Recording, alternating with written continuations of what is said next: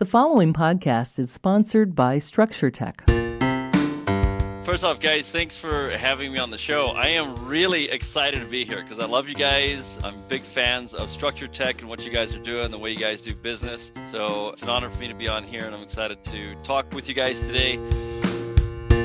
Welcome, everybody. You're listening to Structure Talk, a StructureTech presentation. My name is Bill Ulrich, alongside Tessa Murray and Ruben Saltzman. As always, we're your three-legged stool coming to you from the Northland. Normally, we're talking about houses and specific things about houses. But on today's episode, we're going to do a right turn and we're going to talk about the business of home inspections a little bit. We have a special guest with us, Dirk van Reenen, co-founder and owner of IEB, Inspector Empire Builder, based in Houston, Texas. Dirk also owns a company called BergFlow, also based in Texas, a business consulting company. And he's very involved in a brand new project called Maris Adventure, which we're not going to get into today, but we're going to talk about the business of home inspection on today's episode. So Dirk, thank you for joining us. Can you take a second and just introduce yourself? Yeah, first off, guys, thanks for having me on the show. I am really excited to be here because I love you guys. I'm big fans of StructureTech and what you guys are doing, the way you guys do business. So it's an honor for me to be on here, and I'm excited to talk with you guys today.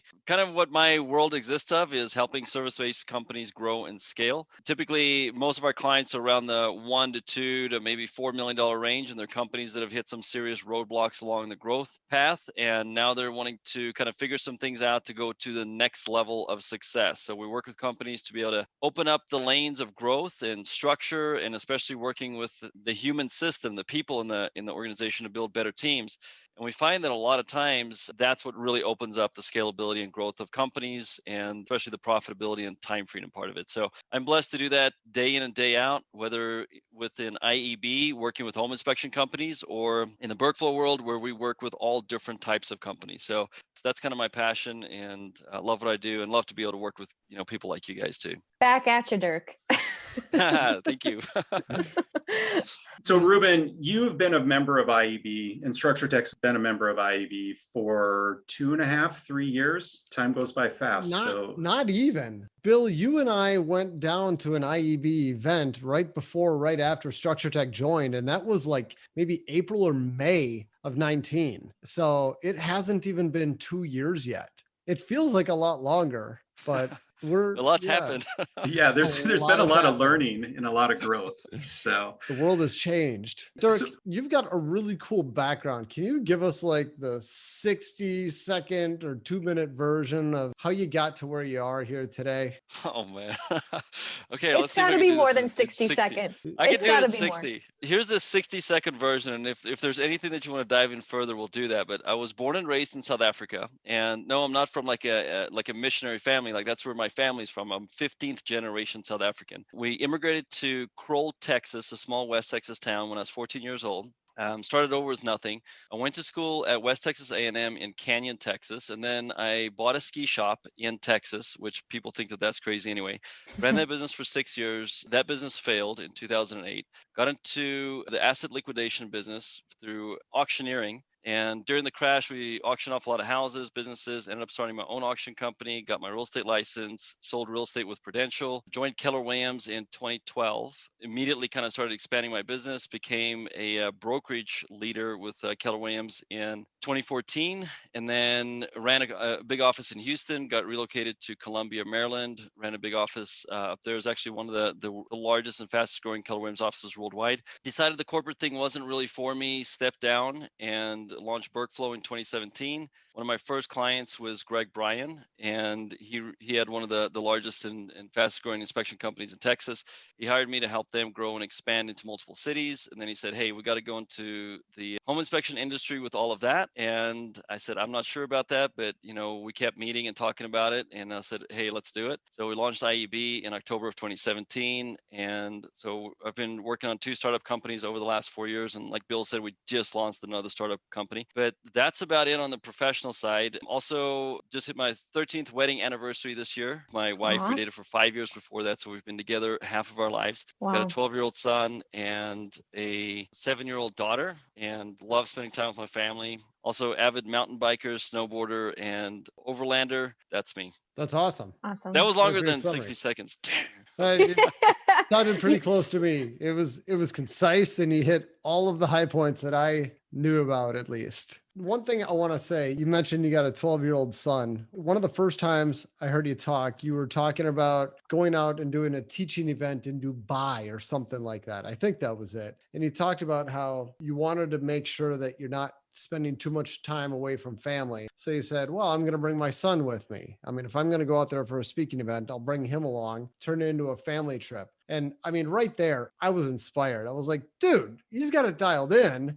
I need to spend more time with this guy. And I'm stealing his ideas. and now anytime I get asked to do any kind of speaking event for home inspectors, yeah, I'll do it. But I'm taking one of my kids if I'm traveling somewhere. So it's just turned into a nice kind of paid vehicle for me to take a trip one-on-one with one of my kids. And I can thank you for the inspiration for that, Dirk. So I love how you have a good focus on family. You're not just 100% business. It's a good split. So I appreciate your inspiration. Yeah, you're welcome, man. And I'm excited that you're doing that, because that's just such a cool experience to be able to travel with one of your children, especially solo. And there's just like really cool things that come out of those kind of trips, like special moments, learning opportunities, and just deep connections, right? That you don't ever know. It's kind of like, I think when our kids get older, maybe like the things that we remember when we were kids versus what our parents remember sometimes is very different, right? So just creating special moments with your kids is so cool, and you never know what they're going to pick up on, but that's really important. And by the way, the reason that I'm so focused on family today is because, man, for a lot of years in business, I was not focused on family. I was the guy that was all in on business and just trying to survive and build businesses. And the rationale is always, when this business gets to a certain point, then I'm going to make time for my family. Then we'll take that trip. Then we'll do this. And that day really never came. So when I started BurkeFlow in 2017, from the start, from year one startup, we took more trips with our family. We really prioritized family time, traveling together, doing things like that. And, you know, as the business has grown, the family side of it has also exponentially grown in the experiences that we have as a family today. So Dirk, what do you think of the home inspection business now that you've been in and around it for the last couple of years? Yeah, man, you know, coming from a background of being a real estate agent and running some expansion teams and then running large brokerages, I never knew that the opportunities existed in the home inspection industry that I understand today, right? A lot of times I think when you think about home inspectors, you think about, you know, just somebody kind of sole business owner, sole technician kind of doing their thing. And I'd seen kind of companies back in 2012 to 16 that, you know, maybe had 3 or 4 or 5 inspectors, but man, I mean, you know, in IEB today, we've got companies that are approaching 50 inspectors. You know, I mean, like these companies are blowing up, growing so fast, going into multiple cities, multiple states, things like that. And I think honestly, and I've told people this, I said, look, if I were to start a new service-based company today and I had to choose between going into real estate sales, brokerage, things like that, or home inspection, like 100% I'd go into home inspection. Because I think that there's such unique opportunities in the home inspection space. You know, anything from ancillary businesses, data. I think one of the biggest opportunities is that you're in an industry that's going through a transformation right now, really going from a technician-minded, technician-based business owner to entrepreneurial-based business owners. And we're seeing people that are coming in that have a bigger vision for really growing a business, focusing on technology, focusing on building teams, expanding things like that. And it's not necessarily just somebody saying, hey, I want to go create a job for myself, right? I think more and more people that come in today, and especially like the companies we see in IEB, you know, they come in because they are ready to build a business out of it, not just to create a job for themselves. So I think it's an amazing industry. I think that there's so much potential still moving forward. I think that there's going to be some exciting things that happen in the industry, you know, in the next couple of years with just the maturing of the industry, technology, things like that. So I definitely think it's an industry to keep your eye on, and there's a lot of opportunity in it. I was going to ask a quick question. Dirk, how many companies are a part of IEB? How many home inspection businesses are members? Yeah, we just hit 210 companies. Wow. And yeah, so we're just a little over 3 years in now. We've got 210 companies. But you know, here's the really cool thing. I think if you look at the number of home inspections that are being done in America by IEB companies, the percentage of all the IEB companies and the number of home inspections they do compared to the rest of the industry is going to be a fairly decent percentage. Like I said, you know, you guys are in the enterprise level of IEB. We've got 16 companies in that level now. And I mean, I think the smallest enterprise company has somewhere around maybe 13 to 14, 15 inspectors. And then the larger ones now are approaching 50, right? Wow. Plus. So, and again, these aren't part-time type people. I mean, these are people that are really going full at it, doing a lot of inspections. So it's really fun to see how, the industry is being influenced by IEB, how things are changing. But the biggest thing I'm excited about is that the conversation's changing about what does it mean to truly be an inspection company and what can it mean? Well, and that's a big part of why I wanted to have you on the show today, Dirk, is because you were doing a coaching call with all of us at that one level. And it was kind of a two-part thing. You had so much that we had to break it up into a couple of weeks. And you were talking to us about expanding into other markets and just being good competitors, good stewards of this profession. And it was such good stuff. As you were saying it, I was thinking, I got to get Dirk on the podcast to just wax on this because it's such a good message. And it doesn't just apply to home inspections. If you're in any type of small service industry, it applies to that too. Dirk, I want to just give you the floor and have you say as much of that as you can think of. I want to hear that again. One thing that I've learned is it's never typically our competitors or the market that keep us from growing our businesses.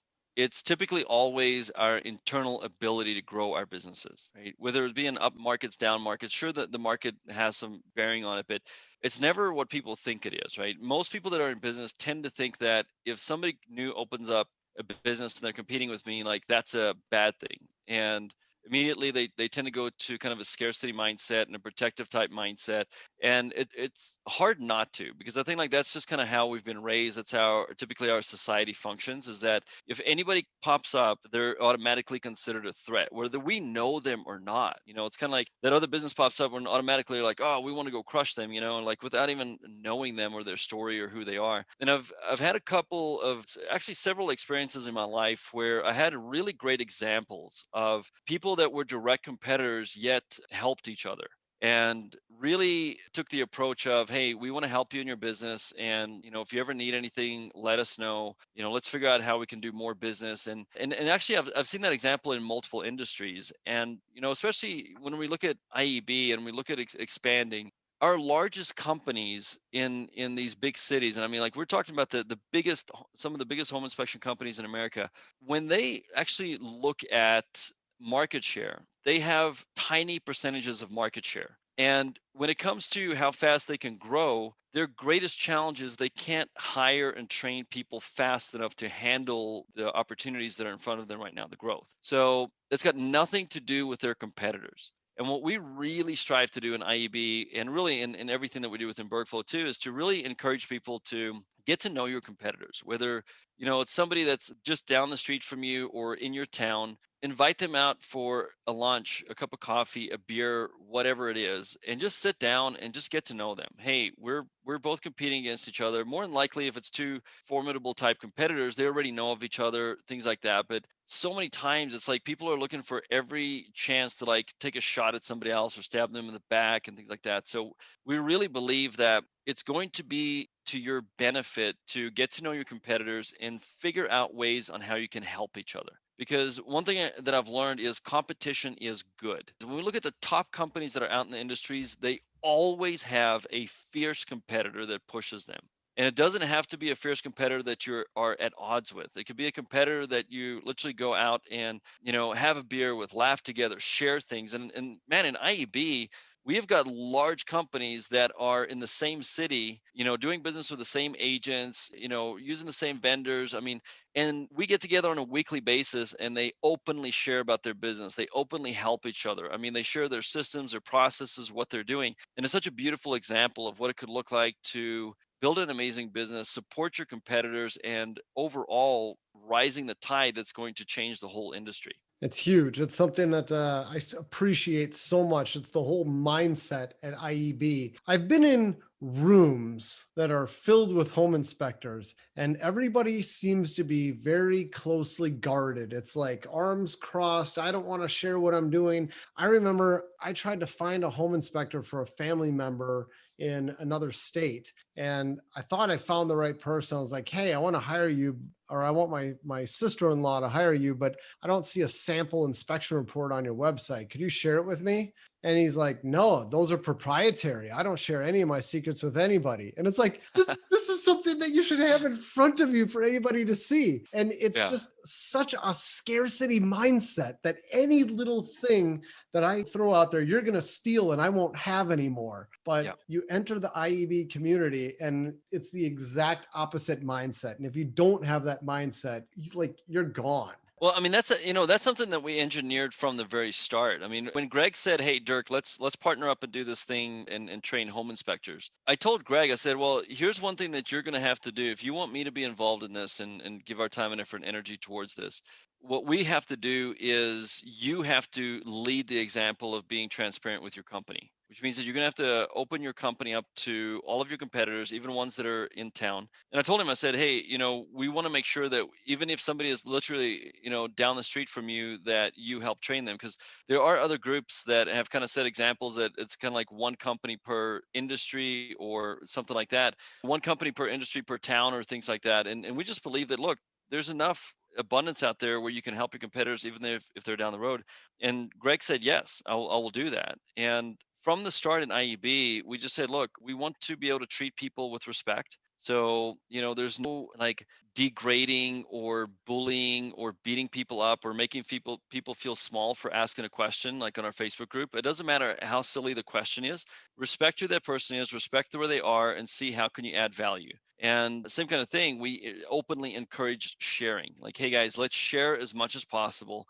Don't try to hold kind of any kind of secret like close to the vest, because I mean, it's not going to serve you ultimately. Like, share with other people, and by the high level sharing of ideas, you can collaborate at a higher level. So we really focused on engineering this very different type of culture in IEB. And one of the things, when I first started doing this with Greg, he said, "Hey, you need to learn a little bit about the industry. I'm going to add you to a couple of like Facebook pages." There was maybe 3 of them, which were kind of like industry pages that people come together.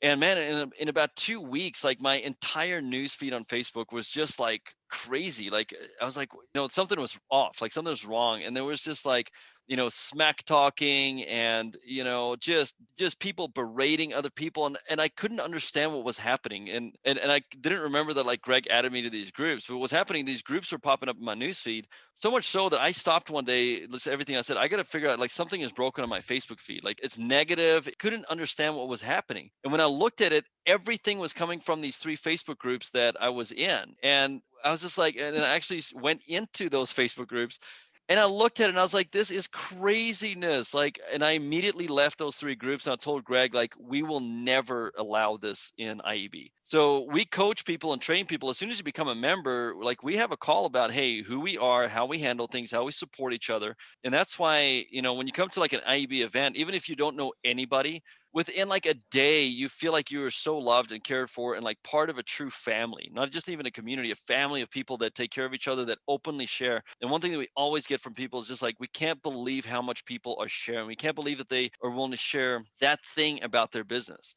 because what it does is it accelerates growth, it accelerates learning, it accelerates collaboration. And what that does is it's transforming the industry, it's raising the professionalism, it's raising, how people are building businesses. And like, that's what's exciting. So Ruben, I want to piggyback on something that you said earlier. You said, people who come into this environment, they get kicked out. They don't actually get kicked out. They just leave because they can't tolerate the open conversation. And just because there's a lot of open conversation doesn't mean there's agreement. There is robust discussion back and forth. What's right? Just because we all are like friends, it doesn't mean we agree, which is what I believe to be the magic of the community. Yeah, totally. I mean, we're doing these walkthrough evaluations for people now. And I mean, I had a good discussion with other people in IEB and they're like, never, this is not the right thing to do. We need to do this, but it's all respectful. Nobody thinks I'm right and you're wrong. It's, I don't agree with this and here's why. That's all it is. But it's good,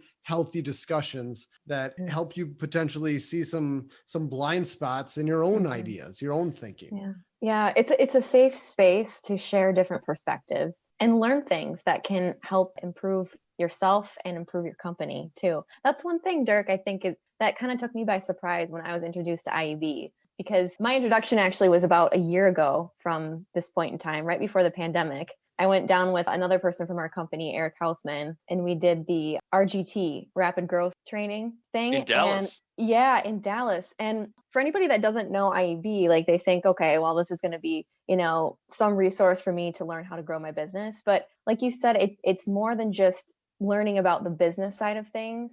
A lot of times the thing holding businesses back from growing is actually internal factors within the people. And so IEB really takes time to kind of have you examine yourself and how you are as a person and to work on growing and developing that side of it.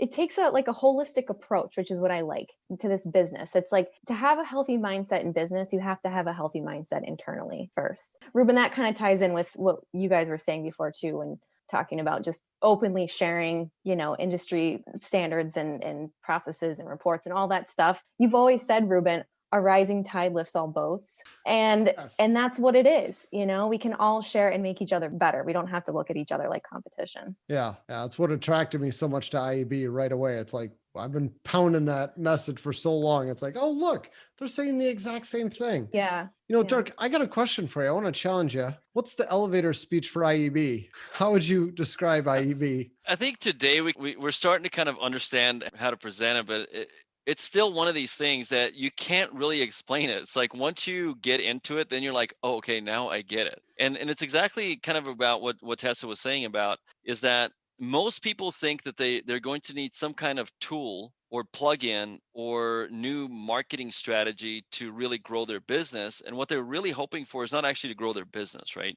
The only reason that these people are out there trying to build businesses is they believe at some level that if their business gets to some point of profitability or even revenue or something, that their life is going to change. And that's where the fundamental flaw in entrepreneurship happens, right?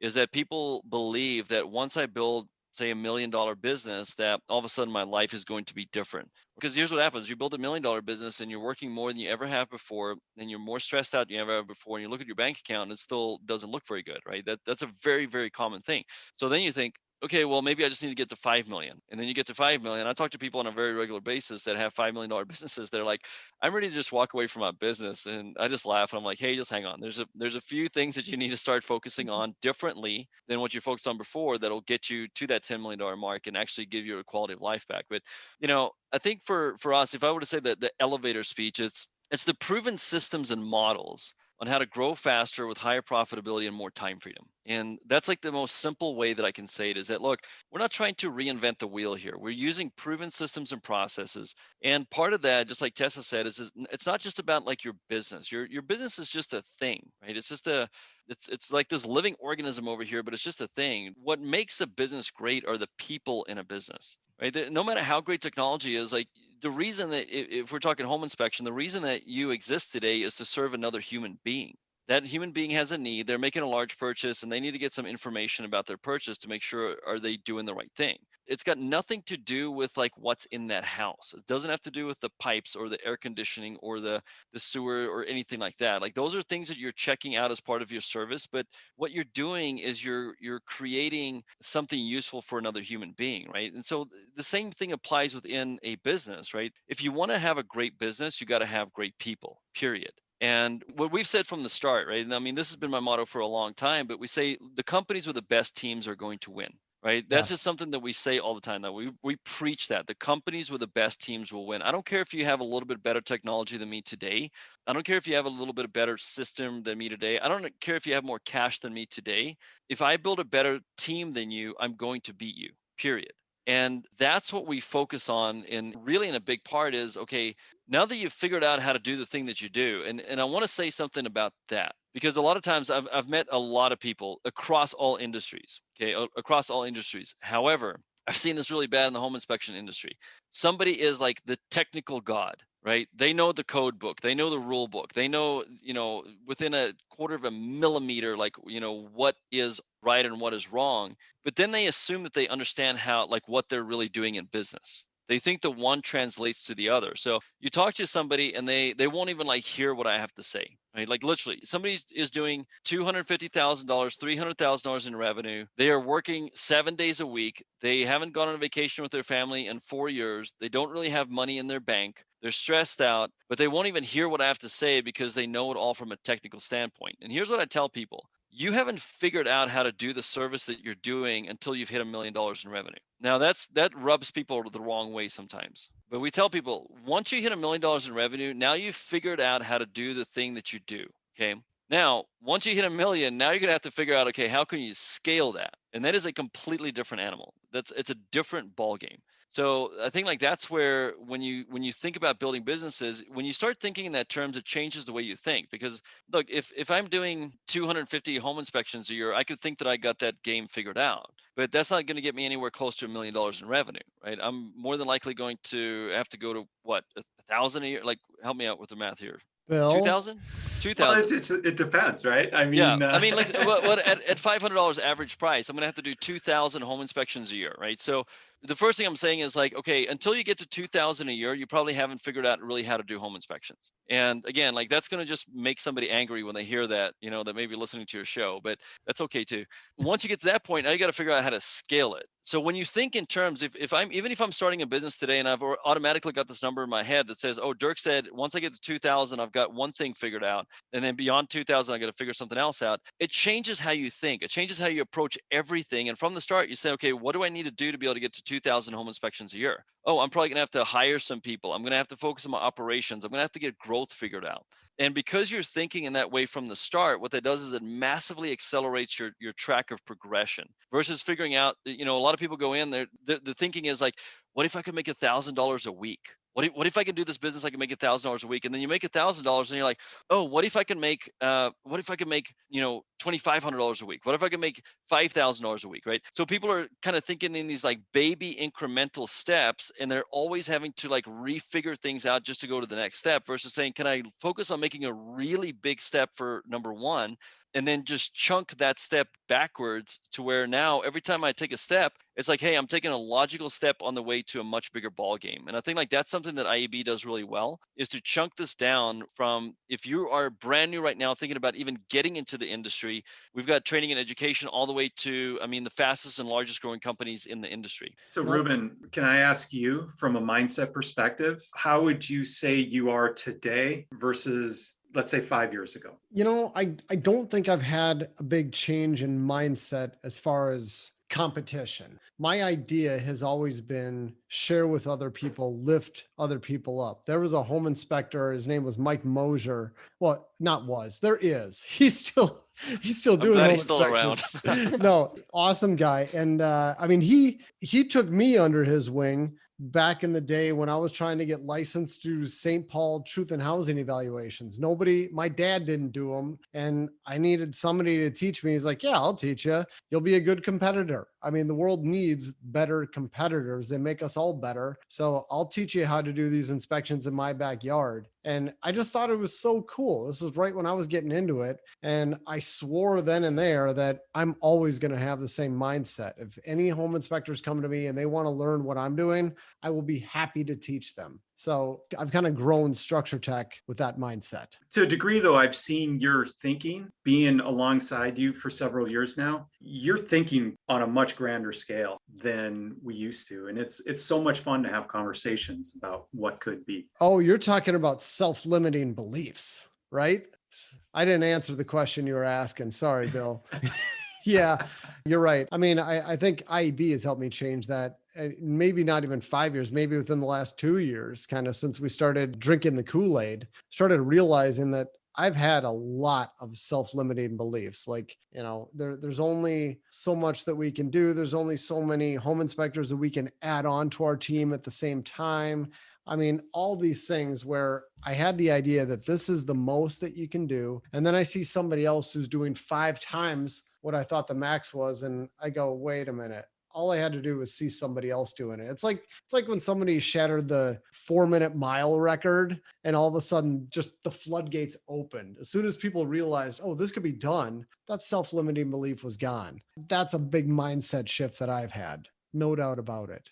And that's been more recent. But Dirk, I'm hoping you could touch on this too. Something else that you had covered for us was good etiquette about hiring competitors. Like, let's say XYZ home inspector comes to me and says, "Hey, I want to work for you guys. Right now, I'm working for Steve down the street, but I'd rather work for you." And I'd love for you to share what you shared with us on what the right protocol should be as a business owner who's approached with that.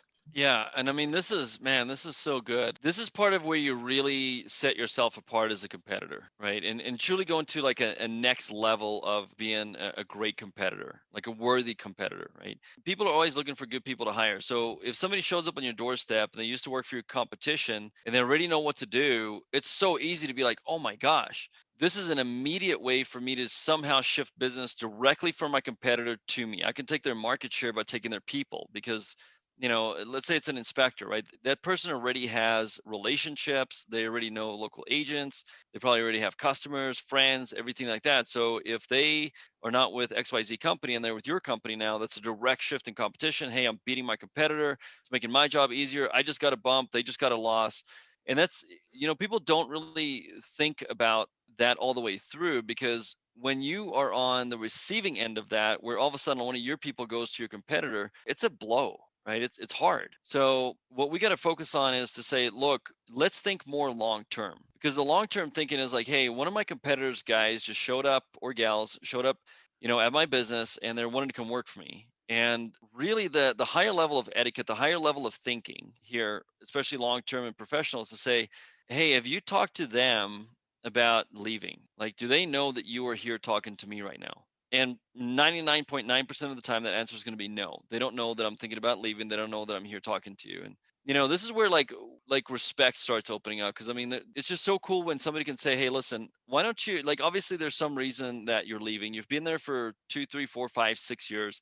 Something's going on. You're thinking about leaving. Why don't I just want to encourage you to go back and talk to your boss. Like, just tell them that you're not happy with what's going on. Have an open, honest conversation with them and give them the opportunity to correct whatever's going on. Because I would never want you to be working for me and then all of a sudden just go shop my competitor to go work for them. That wouldn't feel very good. So, what I want to do is encourage you to do that. And even take it a step further and say, what I'd like to do is, can you just let me know once you've reached out to them and had that conversation? Because I'm also going to reach out to them and just let them know that you came and talked to me.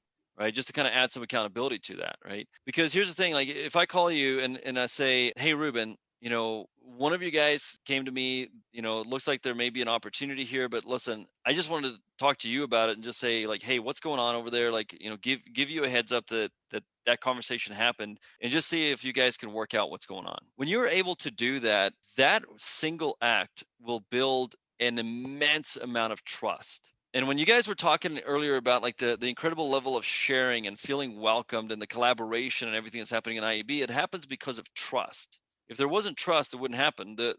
When there's no trust, then people are guarded. They're trying to stab each other in the back.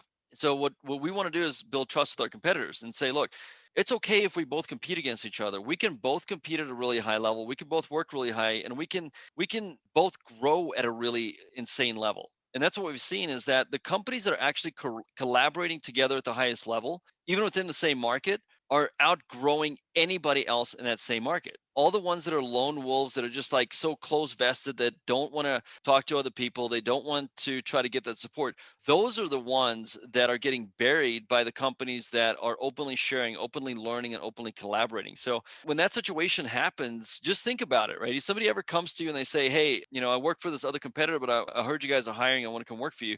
In that moment, sure, you can hire that person really quick and easy and kind of get them in, or you can say, hey, I want to go ahead and just have a conversation with your owner, and I suggest you do the same because it's so counterintuitive. And in that moment, you took easy thing that was going to fall in your lap, that was going to be a blow to your competitor, and you gave them that easy thing in your lap back to them, and you said, hey, I'm not going to capitalize on this opportunity right now. I want you to capitalize on this opportunity to look at seeing if you can retain this person or whatever the case may be. And if the person then says like, look, I mean, we're totally cool with them talking to you, it's just not a fit here, then go ahead and talk to them and say, hey, let's go through a process of seeing if you're a fit in our company. But that act of just giving the ball back to those people and giving them an opportunity to work on that is such a high-minded way of doing business. And that's how you build the reputation of becoming a trusted leader, right? Not just within your own company, but within your community, within the industry. And that's where bigger long-term opportunities start becoming unlocked for you. And Ruben, I would fully agree, when you answered the question a while ago, is that I think that's where you guys, like Structure Tech, you guys are going to unlock incredible opportunities in the home inspection industry because of the way that you operate. Because you guys are truly like such high integrity, always willing to share, willing to help. And I really appreciate the way that you approach things, because there have been times like in enterprise conversations where I see something one way, you see it completely differently. And after I think about it, I'm like, man, I really appreciate the way that Ruben sees that and like the way that he verbalized that, because it helps shape my perspective as well, right? But you always do it in such a professional way, in such a serving way, like not trying to protect yourself or protect your ideas or anything like that, but just really take an approach of like, hey, I see it differently than you do, and here's why I see it the way I do. And then I'll be like, that's actually really good. So when you start being more open to building those kind of conversations, building that level of trust, what you see is going to come to you like 5 years, 10 years down the road is so much more exponential than grabbing that one hire today. That's another function of looking further down the road versus just like, what's that next step of where I need to get to in my life or business? And the people that tend to think longer term, they attract other people that think long term, right? If you think bigger and think longer term, you're not going to fit in well with somebody that is short-sighted. Like you see the world differently. You're going to approach things differently. And I think that's where, again, like with an IEB, we're attracting the people in the home inspection industry that are business minded, that are thinking long term, and that are thinking better. And that's why the conversation is so different. And if you want more of this, join IEB. Thank you, Tessa. Yeah, we weren't trying to make this a commercial for IEB, but that is kind of how we feel. It just kind of happened. We'll take it. Yeah. Thank you, Dirk. It's gold when you're having this conversation. The perspective that people have about their business changes, and it's almost immediate. And when they look back and they feel or think about where they came from to get to this position, it's almost like cutting the cord, so to speak. It's like, I can't go back to that place ever again because it just wasn't positive. It wasn't invigorating. And people don't miss IEB meetings because the conversation is so good. We pick and choose a lot of things in our day, but people show up for the IEB meetings all the time. Amen, brother. Thank you, Dirk. We really appreciate your time. Thank you so much for spending the last 45 minutes and an hour. I know you're a busy person, and we're just glad to have you because there's great energy around this conversation. So thank you very much for spending some time. Yeah, absolutely. And again, I just want to say thank you to you guys. Like all three of you are truly three of my favorite people. Like you're amazing human beings in the way that you do business, the way that you serve people. And I just want to honor you guys for that, because you guys are a big part of raising that tide in whatever room you're in, whatever conversation you're in, and within the industry. I know that you guys are doing amazing things. So I just want to thank you guys. And it was a pleasure to be a part of your podcast today. Awesome. You can find IEB at iebcoaching.com. You can find BurkeFlow at burkeflow.com. Check it all out. It's got great content. You've been listening to Structure Talk, a Structure Tech presentation. My name is Bill Ulrich, alongside Tessa Murray and Ruben Saltzman. As always, we appreciate you listening. We'll catch you next time. For more information on how we can provide you with the right information about your home before you buy or sell, contact us at structuretech.com.